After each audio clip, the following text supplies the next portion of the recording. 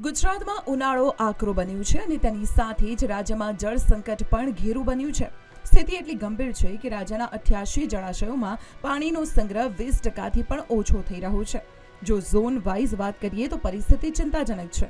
કચ્છમાં માત્ર 33.14% અને સૌરાષ્ટ્રમાં 36.59% પાણી બચ્યું છે, જ્યારે ઉત્તર ગુજરાતમાં 45.60%, દક્ષિણ ગુજરાતમાં 40.48% અને મધ્ય ગુજરાતમાં 56% પાણી ઉપલબ્ધ છે.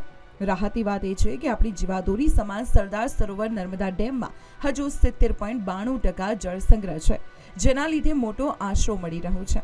જ્યારે રાજ્યના કુલ 207 મુખ્ય જળાશયોમાં સરેરાશ 55.24% પાણી બાકી છે. પણ આ આખા સંકટ વચ્ચે એક આશ્ચર્યજનક અને સારા સમાચાર છે. રાજકોટનો આજી-2 ડેમ સમગ્ર રાજ્યમાં એકમાત્ર એવું જળાશય છે જ્યાં હાલમાં 90%થી પણ વધુ પાણીનો જથ્થો ઉપલબ્ધ છે. રાજકોટવાસીઓ માટે આ ખરેખર નસીબની વાત છે. હવે બધો જ આધાર કુદરત પર છે. જો આગામી ચોમાસું સારું રહેશે તો જ આ જળ સંગ્રહ વધશે અને આપણને જળ સંકટમાંથી મુક્તિ મળશે.